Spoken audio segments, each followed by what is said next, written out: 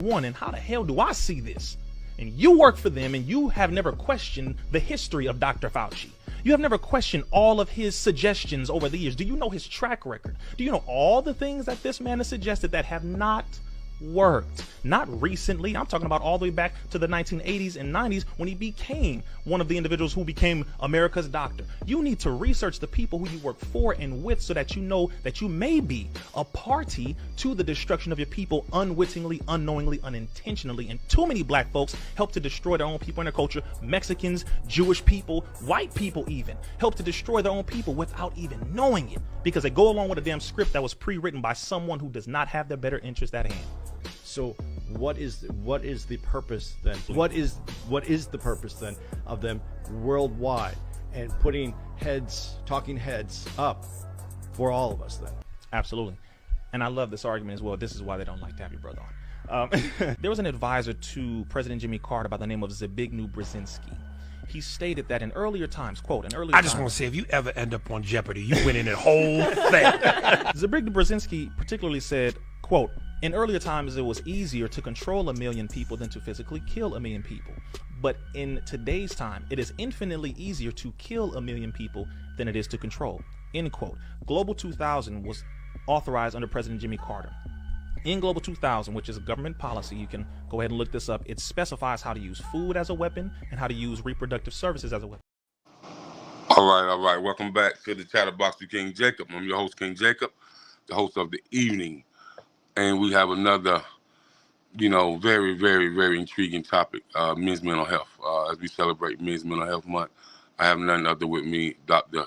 Jeff Smith. And so I'll give him the honor of introducing himself to tell you where he's from, what he does, and who he is as a business professional. Okay, I appreciate that. Yes, sir. I appreciate the privilege to be here this evening. I am Dr. Jeff Smith, originally from Edgefield, South Carolina. Grew up there as a young man, joined the military at a fairly early age. I went in when I was like 17 years old. I served a total of 30 years, active and reserve duty. Served some time over in the Gulf War, in fact. And so after I retired is when I started my college journey, studying business, human resources, and currently working in the federal government now. I finished my associate's degree, bachelor's degree, master's degree, and doctor's degree. So I got a pretty good, solid foundation in human resource management.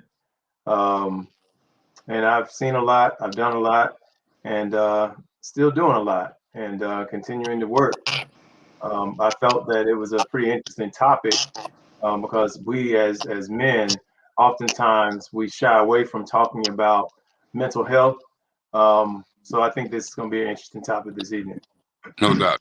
And what's interesting is you being from Edgefield, South Carolina, and I'm being from Saluda, South Carolina.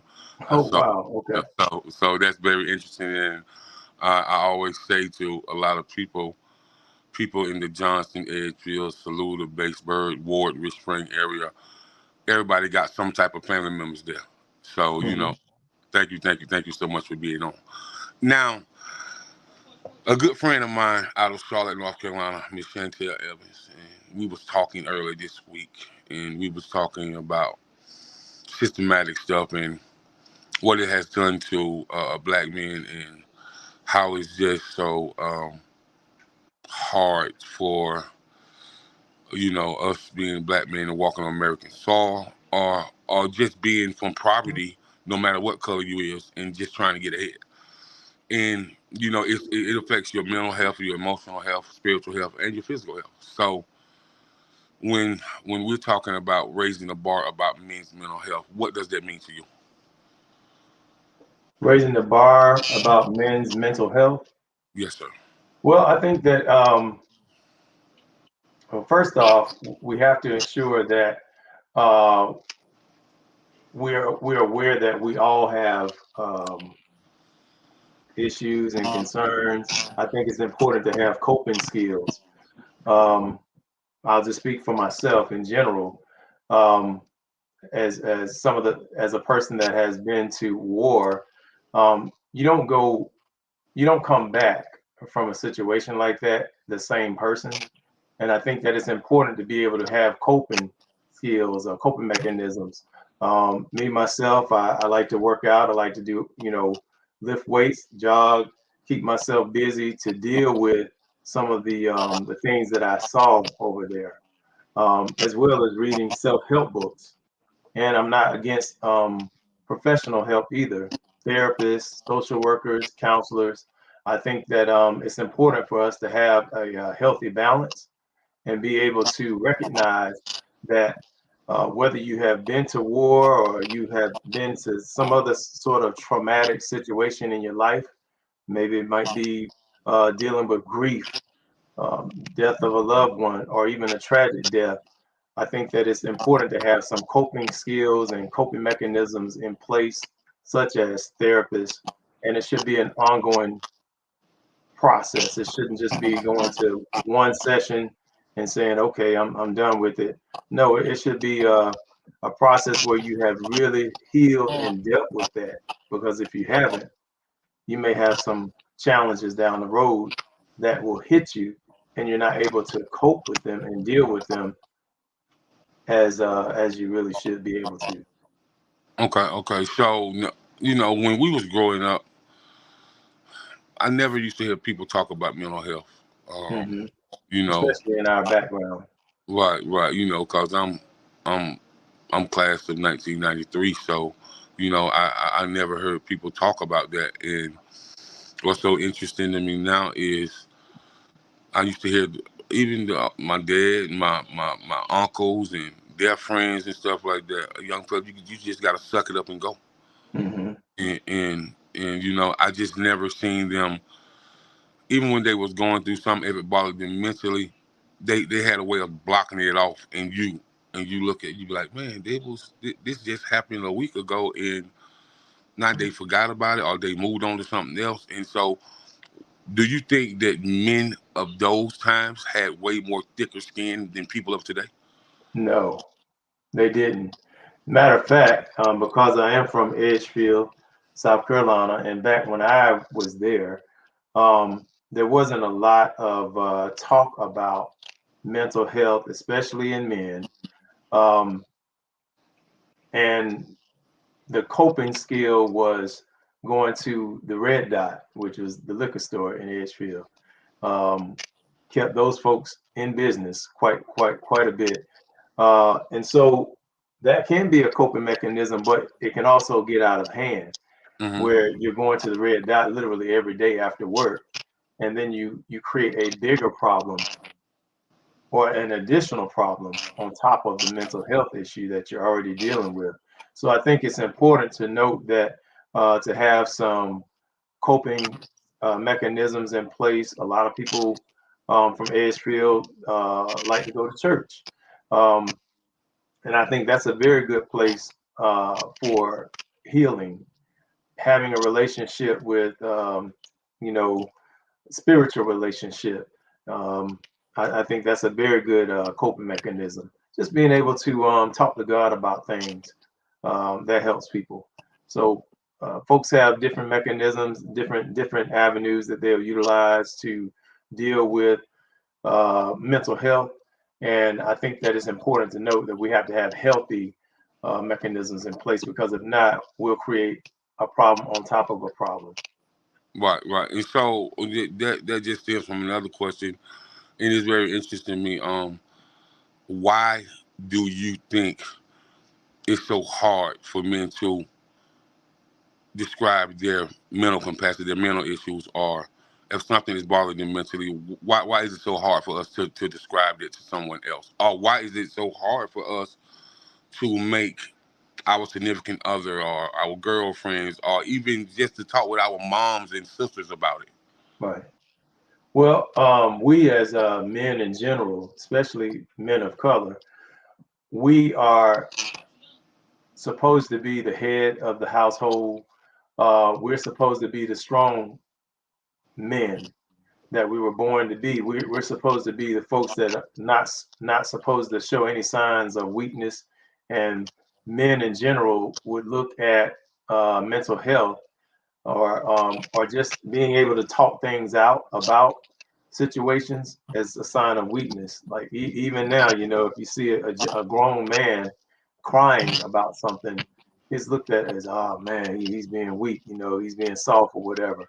But I don't think that that's a form of weakness. I think that's a form of showing that, hey, we're still human and we have a right to be emotional as well. But I think that it's important, again, going back, to be able to talk things out with, you know, having a sounding board. Like you mentioned, a significant other, a spouse, a girlfriend, or whomever.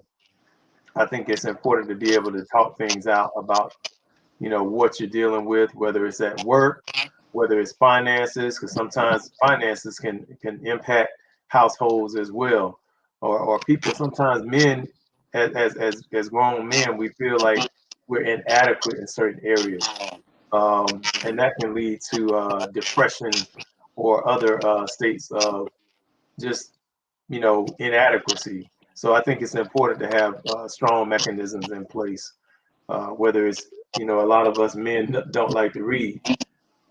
Me, on the other hand, and most scholars are folks that like to read, and reading can definitely be a very good coping mechanism. Right, right. And so with you being in the military for over 30 years, Hmm. um, mentally, did that help you discipline yourself through a lot of situations that you might have been going through? Um, well, I think that it prepares you for a lot of things.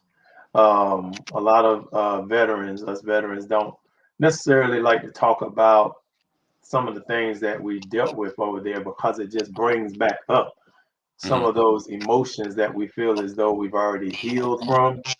But for me, on the other hand, um, obviously, you never forget what you experienced. I never forget what I experienced. And I think about it quite frequently. Like we just recently had Memorial Day, and you know, you get to see folks cooking out and going to the beach and this, that, and the other. But in the back of my mind, every day is Memorial Day because some of the sailors and soldiers that I served with, they didn't make it back. So in terms of mental health and men's mental health specifically, it's a lot to deal with, but you have to have a healthy balance and having those mechanisms in place to cope with all of that.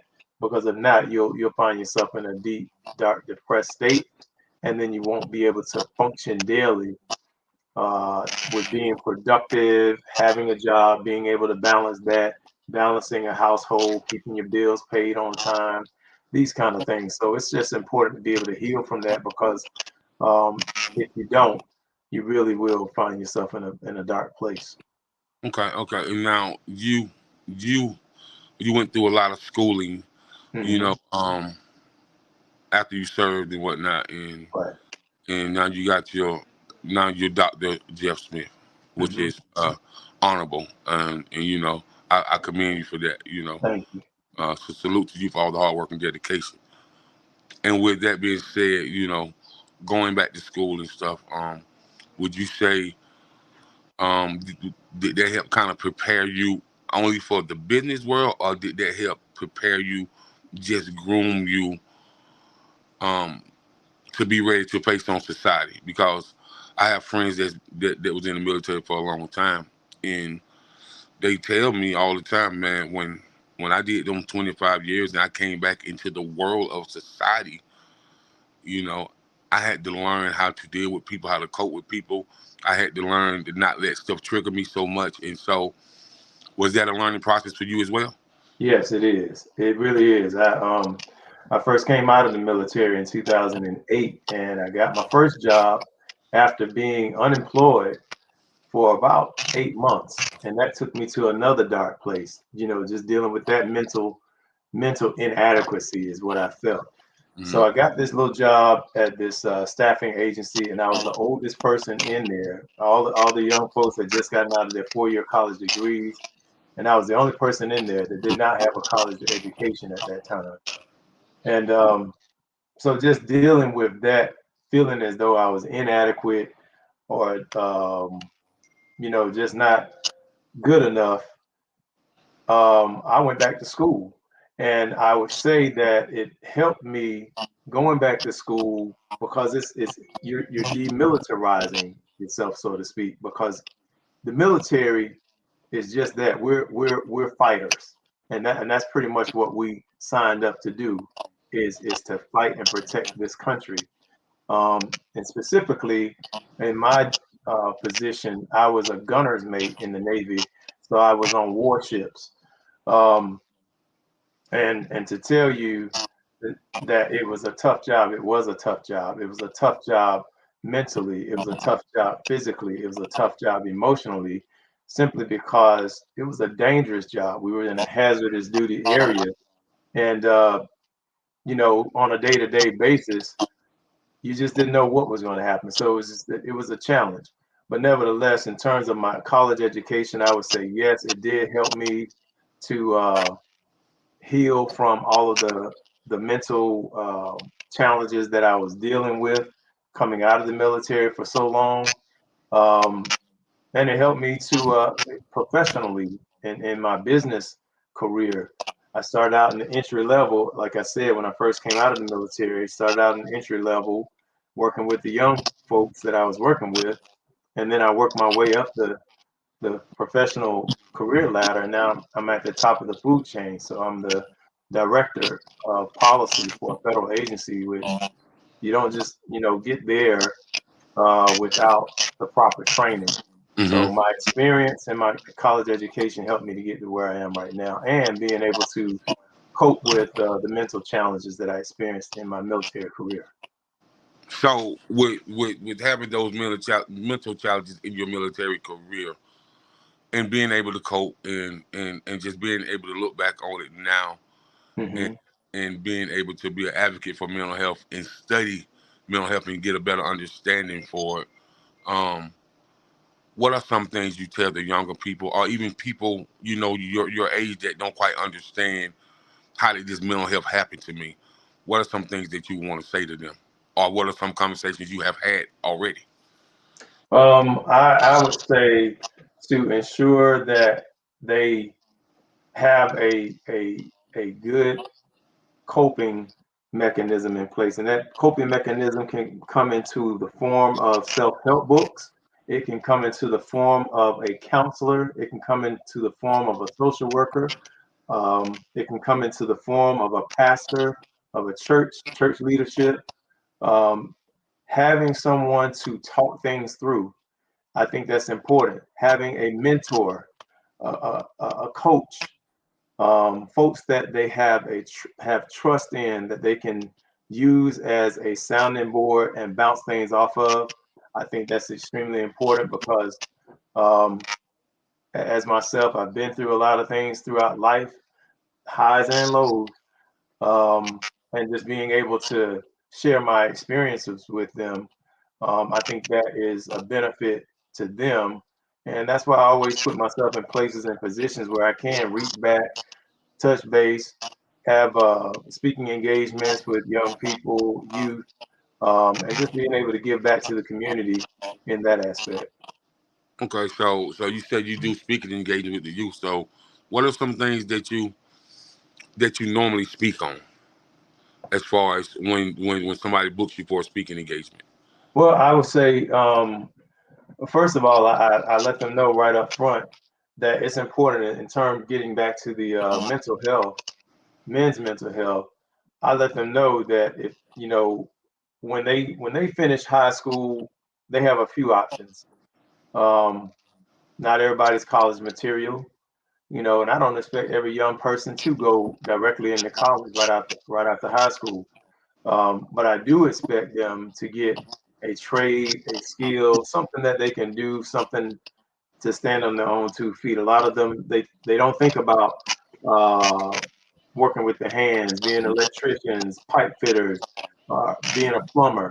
But I tell them when they get old enough and get their own place, they will learn very quickly how much a pipe fitter makes, how much a plumber makes, how much an electrician makes. As soon as they have to pay that bill, they'll know exactly how much they make. So I always try to drive home to them that there are several options. Military is definitely a very good option because that's one that I use.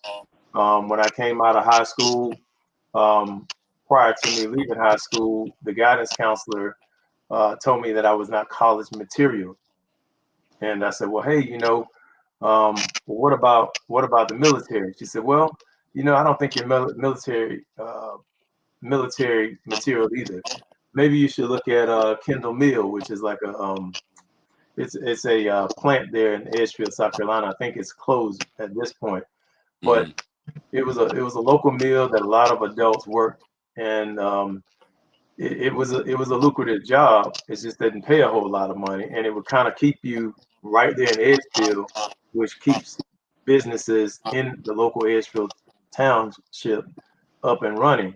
But if you want to reach beyond that, I would share with the young people that, hey, there's other options out there. You can get you a skill that can take you places that you never even thought of before, and you can get those skills in the military. So I was a military recruiter for about 15 years of my time in the military, and traveled all over just talking about the military as well. So that's what kind of led me into speaking engagements and being able to talk to public settings with entry level people as well as senior managers. Okay. And you know, Mhm. I'll be across the fence when somebody say, "Well, you're not college material, you're not military material." How?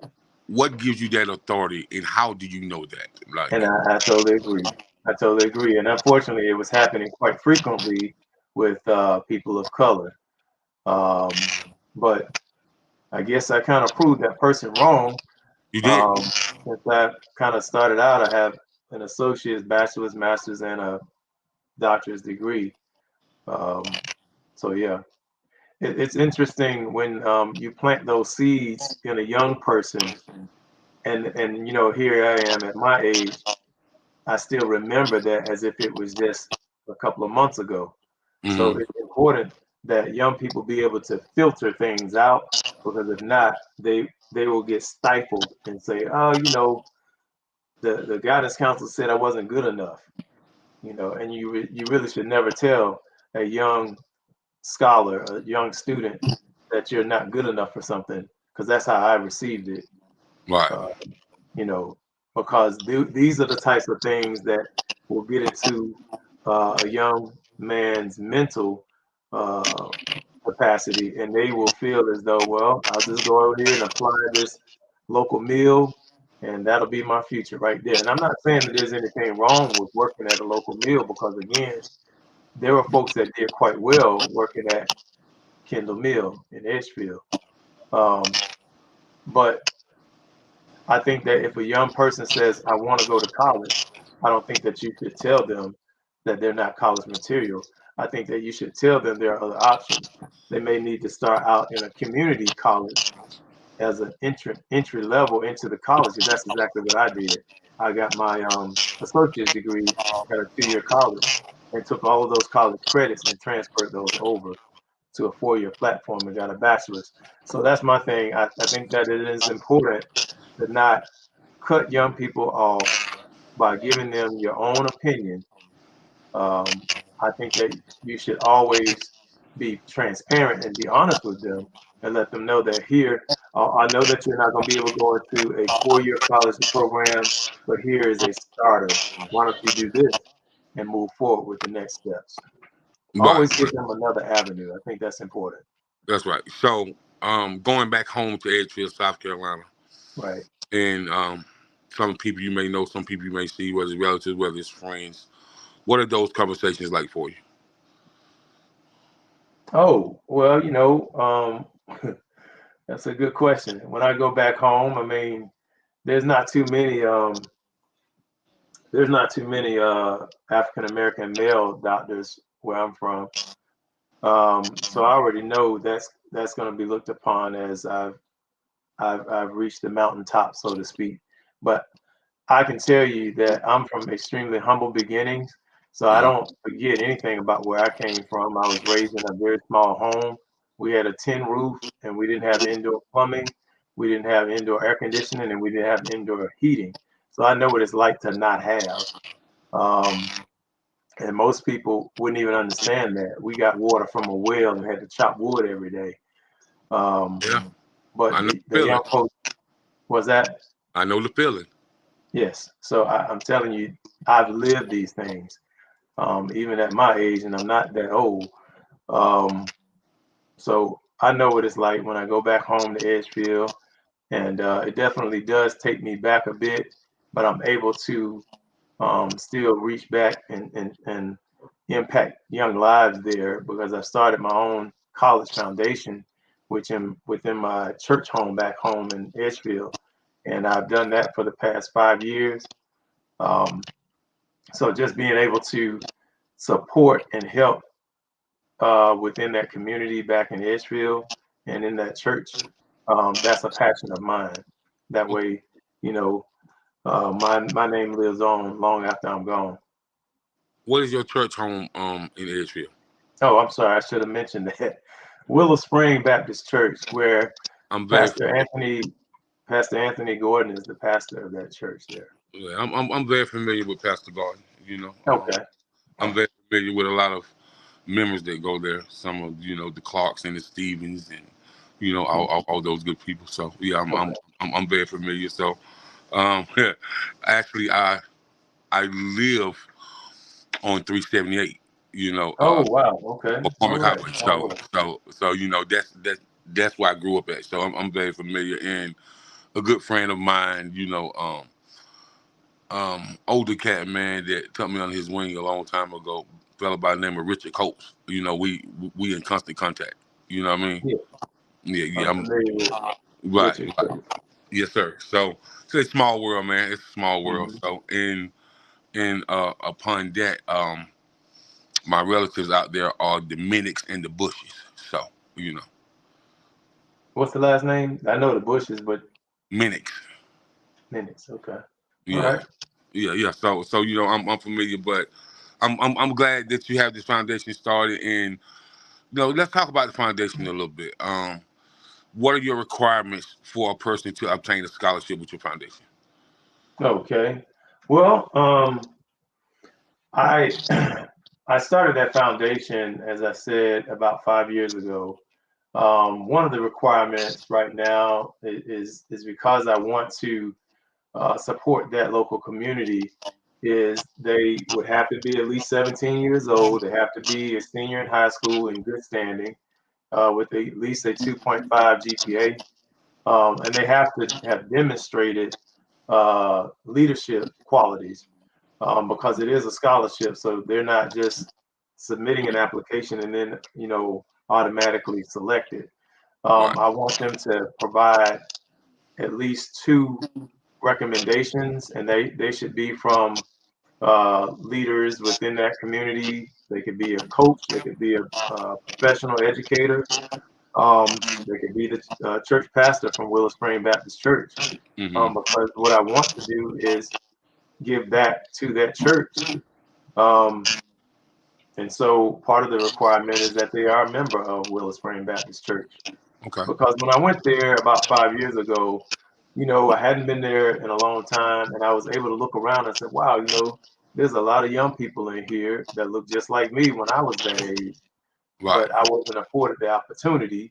I was told by the counselor, the guidance counselor at Strom Thurmond High School, which is where I graduated from in 1988, that I was not college material.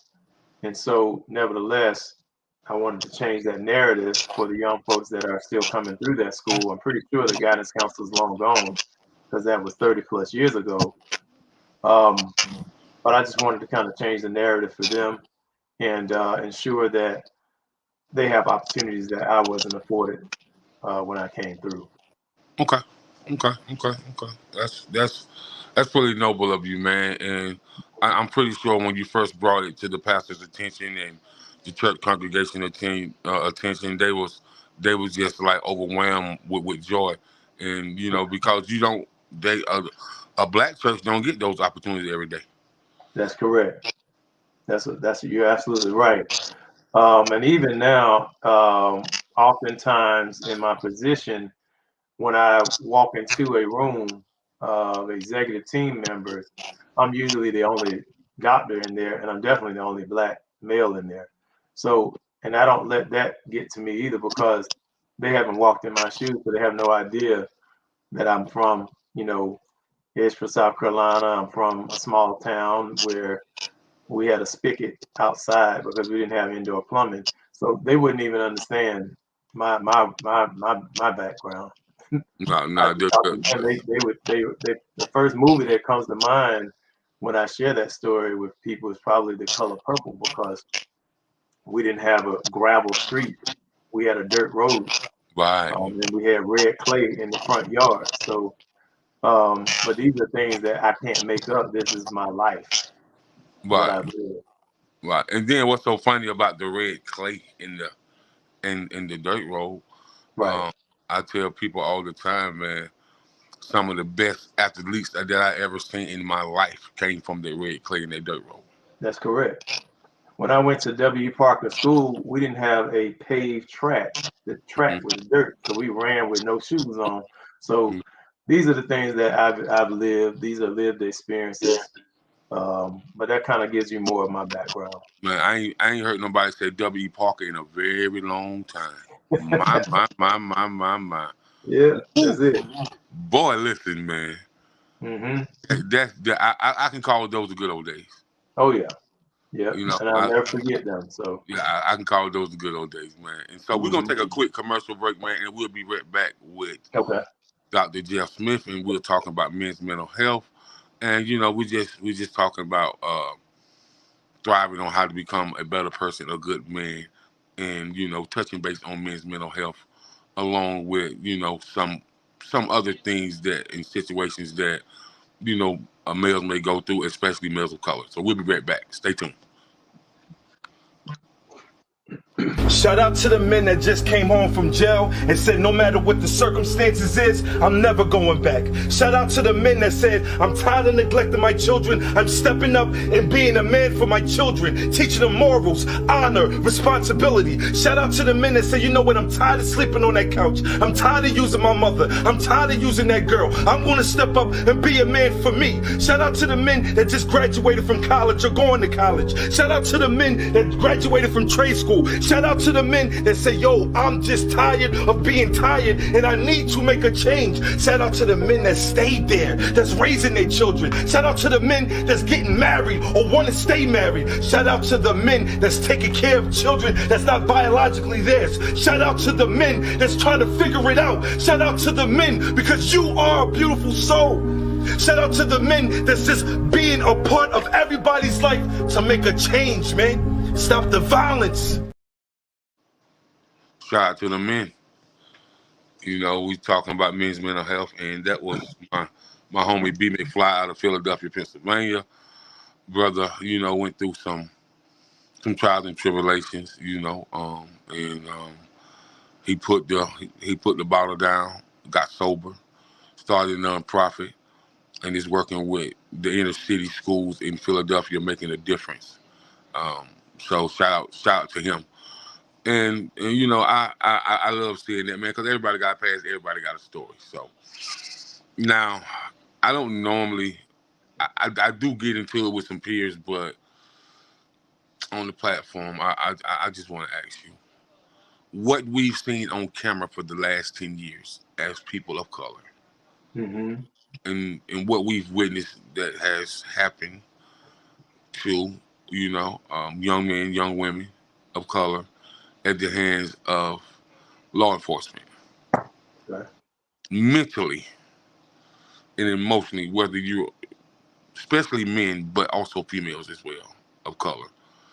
Um, how do we get past that as a community, as a people, and how do we get the true essence back of our leadership? Um, I don't think that you ever get past that. I think that it's always something that's going to be in the back of your mind. I think that it's we're able to cope with these tragedies that continue to happen over and over and over again.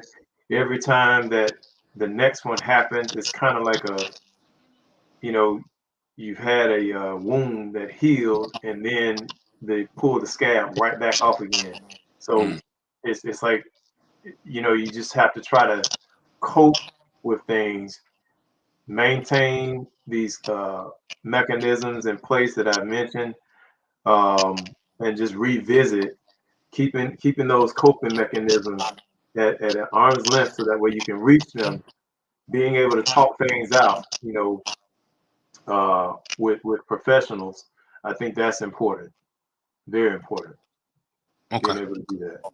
Okay. So I hear a lot of black men say this to me. Um, I said, man, you need some counseling? He was like, no, I don't think so. He said, I'm 50 years old and I've done this thus far and I've got through it myself. I said, so how you counsel yourself? He said, through biblical knowledge and through gospel music. So I thought it was an interesting point, and I said, do you ever shut down? He said, I would say I shut down. I would say I get in more of a personal space with God. And so when you hear somebody say that versus going to see a therapist or a counselor, what are your thoughts? Well, of course, I'm a spiritual man. I have this Bible right here, the Bible in 366 days for men. And so each day there's a different scripture that I read, and I always have it right here by my computer. Um, but I think that it's important to have a spiritual relationship, but it's also helpful to have someone in live form that you can bounce things off of as well. Hmm. Um, but I'm definitely not against having a spiritual relationship with God. I Right. think that's important. But being Very. able to talk things through, it's like a cleansing and a purging process that you go through when you're talking with someone that you can bounce things off of. Right, right, right. And so with that being said, now I hear some people tell me, yeah, I've been to therapy before, Jacob, man, but it was just so hard for me going to see a therapist that didn't look like me, Hmm. that didn't understand my culture, that didn't understand my background, that didn't understand the police profiling, that didn't understand my sister and brothers losing scholarship because of the color of their skin. Just to understand what we went through as a people. I said, well, you as well as they can counsel you on your internal problems and external problems, you can open their mind up about the culture as well, so they Hmm. can understand. And he said, well, I really never thought about it like that, but do you think it's imperative that we get people who don't look like us to understand what has been done to our culture and why the culture is so important to us, and understand all we really want is a fair shot? How important is it to make someone who don't look like me and you understand that? Understanding our culture. Yes. Um, I don't know if I market, if I target a specific counselor because they have a better understanding of my culture. I Okay. think that if I were marketing or targeting a counselor to help me with my mental health challenges, I would do my research based on their credentials Hmm. and navigate my my next steps that way. But if I am looking to get uh, treatment, I know a lot of people don't like to use that term, That's but what it is, though. It's treatment. yeah, okay. So it is treatment. You're absolutely right. But if I were looking to get treatment um, to address concerns that I have about my culture, then naturally I would seek out a professional that looks like me that may be able to understand my culture. Okay. Because Okay. not everybody that looks like me wouldn't understand my culture because they didn't grow up like I did. So, No, not at all. Not at all. mhm. But I think a lot of times, a lot of people like a lot of people don't know what poverty is in the country versus poverty in the city. I think sometimes in a country environment, it can be more detrimental than the city environment because the city, I feel like, have more resources than the country. You know what I mean? Okay. And why I say more resources, it's so many different programs in the city. I lived in the DMV for 12 years, man. And so the resources that I've seen, even the poverty people have, man, versus people who was born and raised in the country in rural areas, man, it can't even compare, man. And so that's why I feel like it's not the same. You know what I mean? And Okay. I and agree. and I I would, agree. I mean, I live in the DMV, so so naturally, yes, they have more resources here than in than Edgefield, South Carolina. right. And so with that being said, why do you think, in as far as from just from a mental standpoint of view, right? When we when we step out into another stratosphere, like I'm from Saluda, you from Edgefield. Right. When we was able to see DC, when we was able to see New York, Philly, you know, when we was able to connect with people and people tell us about their resources and stuff. Do you feel like on a mental side of things, it can really damage us, and we have us feeling like we 20, 30 years behind, and you know, why are we being treated that way? Cause that can be mentally damaging as well. Hmm. Well, you said damaging. Uh, I don't know if so let me just make sure I understand the question. So you said that it can be damaging to live in the country versus in a metropolitan city. No, it can be damaging if you started contemplating on your mind and you trying to wrap your head around is why were we treated like that versus, you know, people somewhere else was treated better when we're all from the United States of America. You know, Well, sometimes people can wrap their mind around things where I don't have the answer, you don't have the answer. I mean, and the next 25 people you talk to may not have the answer. right. You know, this world is interesting where we live, and it's just interesting. As recent as yesterday, um, you know, the Tulsa, um, the case was dismissed for the folks that have been fighting for their reparations in the Tulsa situation, Tulsa, Mm, Oklahoma situation, right. and they've been fighting for over 100 years. Hmm. So what you just shared, they're still fighting over 100 years, and it was just thrown out, just completely dismissed. They got Black Wall nothing Street. after all those years. Exactly. Hmm. So the statement that you made, why are we treated that way?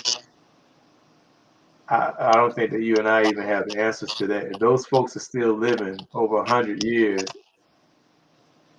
and they still got nothing for what they experienced over 100 years ago, Right. uh, it's just that was just sad to see that. But all we can do is try to do the very best that we can. Focus on uh, being the best citizens and utilizing the resources that we do have where we are with maintaining our own mental health. I think that's the very best that we can do, and ensuring that we have coping mechanisms in place. Right. Okay, we have the operation department tapping in, which is, you know, my my people. You know, I'm a part of that network, and thank you for tapping in. We appreciate y'all. And just to let you know, Dr. Jeff, Yes. this will be broadcast in 191 countries, uh, Okay. different radio stations, and you know it's powered through the Village Global Network and Zeno FM with online with additional online money by online radio box. So this will be streaming in 191 countries. So they get to hear that powerful voice of Dr. Jeff all over the world. I appreciate that. Yeah, I do yes, want to make it clear, though, I'm not a therapist. My doctorate degree is in business, so I don't want someone to hear this and feel as though, um, you know, I don't want them to think that I'm a doctor in psychology or a doctor in right. psychiatry or social work or any type of healthcare. Excuse me. Mhm. My Yes, so undergrad degree is in healthcare management, but I would definitely like to make sure that folks understand that I'm not a medical doctor or um, that sort of thing. I'm definitely a business expert. you heard it first, Dr. Jeff, business expert. Can get you all the way together if you want to take your business to the next level, all the way together. You know what I mean? So that's what's up. So doc, now, man, somebody said, Jacob, what about mental health in the office, the business world, Okay, business therapy, right. things that go on in the office that never get said. Hmm. People just suck it up and go. And so, do you think that a person can have some mental situations from the workplace? Yes, absolutely. Okay. And that's why it's important to have uh, a solid foundation when it comes to having coping mechanisms in place. Hmm. Um, Most employment agencies have employment assistance programs, EAP, and those are paid professionals, counselors that are ready, willing, and able to support employees with mental health challenges. Because, Right. and also, most agencies have um, anti-harassment programs set up as well to ensure that there's no office violence or folks trying to act out Hmm. based on mental health challenges.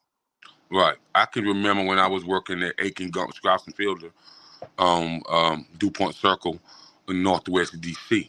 Okay. Um, I can remember meeting Vernon Jordan, who was Bill Clinton's lawyer. So, and I can remember, man, doing some of those litigations because I was a law clerk. It used to get pretty heated in there. And Right. a lot of the kids that was coming out of college that was hired as paralegals, um, they didn't know what to do. And I used to have to pull them to the side. I said, man, listen, just, just, just get what you can get out of it, and just, just think about it like this. They've been doing this for 30, 40 years. Right. And so they have to have really, really, really thick skin. And, you know, I you just, always, I, you, I always think to myself, if I get into a situation in the workplace and folks are trying to take me to a place, I always think about how does this impact me long term? Because as a man, I don't always have to have the last word. Sometimes you have to know when to keep your mouth shut, especially when it's going to negatively impact you as an employee, as a man, as the person that may be supporting your household. You have to be extremely careful in the workplace and how you handle yourself. You always want to be professional. If you have mental health challenges, which some folks have mental health challenges and they're not at liberty to share those things in the workplace, but you want to make sure that you control your own behavior, because if you don't, it can cost you, and it can cost you not just at that job, but your record could actually follow you to the next potential employer and they may be reluctant to hire you based on your previous behavior at the other employer. So that's why it's just important to make sure that you have coping mechanisms in place to cope with your behaviors. Learn that you don't want to have the last word every single time. You don't have to. If it means that you can go walk around the building or take a small break and revisit the situation after everything is simmered down, is probably the best way to handle things. But again, going back to equal the EAP, which is generally at most agencies, that's a very good support system to help employees cope with mental health challenges in the workplace. Right. Okay. Now, now, now, Dr. Jeff, we're almost out of time, so Okay. I would like to say, man, this has been a definitely intriguing conversations. All right. Definitely intriguing conversations, man, the way you speak, man, you need to be on a podcast run.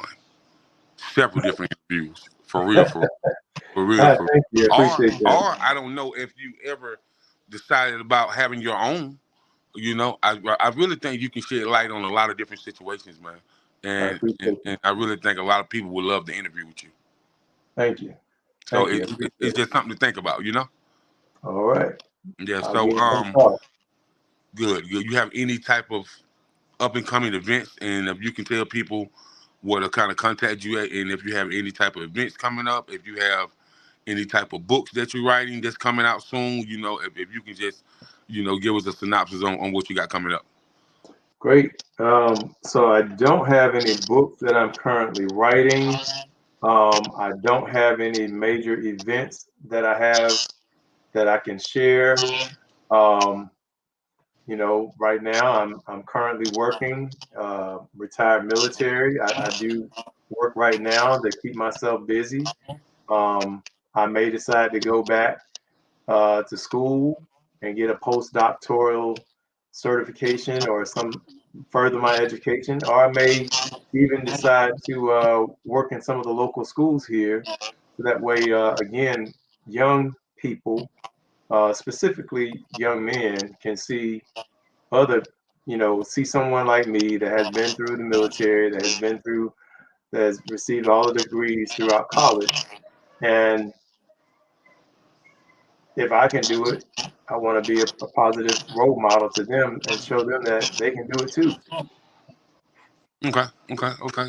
And so if you can, before we got here, can you announce your foundation again, your scholarship foundation? Oh, it's the Dr. Jeffrey J. Smith Scholarship. Right. And VGN Operations Department said, can he say the name of the company that he was talking about again?